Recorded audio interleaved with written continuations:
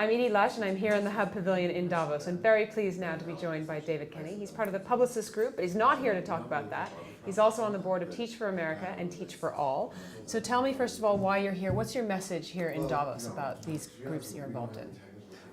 I believe we're dealing with many issues here at Davos, but I believe that education is perhaps the most fundamental. I think it's probably the biggest social injustice in the world. And when we level that playing field, when everyone has a right to an equal education, so many things happen for the economy, for sustainability, for women, for men, and for health. And so I'm really passionate that we raise the level of literacy and we raise the level of education in the world in each and every way we can. Tell me a little bit about what the experience in America is allowing you to do to take to other countries. Okay, so I've been involved with Teach for America for over a decade now, fortunately as one of the national board members. And what we have learned over time is that our theory works. We get future leaders from many schools across the country to take time out, to be a core member, to go into schools and teach. And they do raise the standard of education, and they do raise the grade level of the students they touch, and they influence those schools while they're there. But the second and bigger impact we always thought we would have is that then those would become alumni. In whatever leadership position they were in, they would take with them a sense of education. And we do have today 7,000 teachers in America, 11,000 alumni, some of which are becoming activists, some of which are becoming superintendents, principals of schools, staying as teachers. Some are going into private sector and into medicine and law and other things, but they still take time from those careers to invest, to get active in education reform and to make sure that we live our dream, which is that everyone in America should have the right to an excellent education.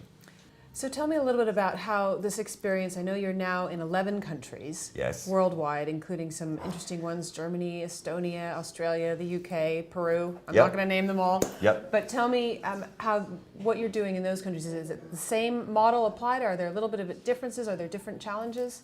So it is a little bit different. Every society has its own tradition of education, its own way of passing along values and creating basic education. And what happened is that so many of these countries saw this model of Teach for America and wanted their own version. And so people were starting their own programs already.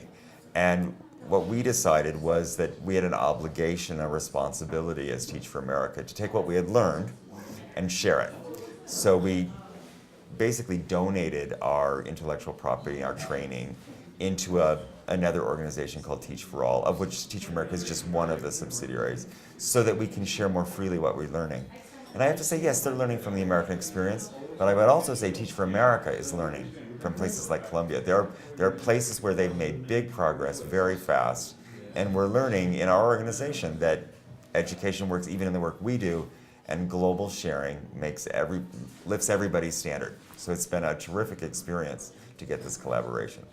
Can you give me a story from one of the countries that you're in, something where you've seen a leader come in or a future leader come in, help to turn around a school, or can you give me some sort of, inspirational story from something that you've been involved in? Yeah, so, and I've been fortunate to be in some of the schools, but in the US first, and I think we found teachers, first of all, to set standards, to be accountable for the outcomes. In and of itself, that's different. And really take an interest in the students that were lost, following the correct, and put in those extra hours after school, put in an extra time for a kid who's really struggling to get to the next level, to help a kid who's got maybe some issues at home to find a different way to solve it. And you've just seen so many stories of students who just really had given up, thought, I'm going to ride this out and I'm not going to make it any further, change their minds and decide they could go to college, that they could get to the next grade level. And it's all been because of a little extra effort and in a style of leadership and viewing teaching as leadership to get people to those places.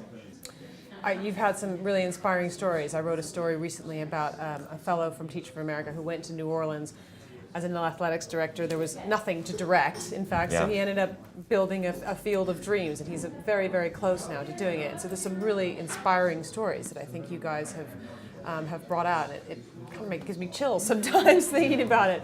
But I really thank you very much, David, for coming in here to the Pavilion here in Davos, and we're very pleased to have you here. Thanks for caring.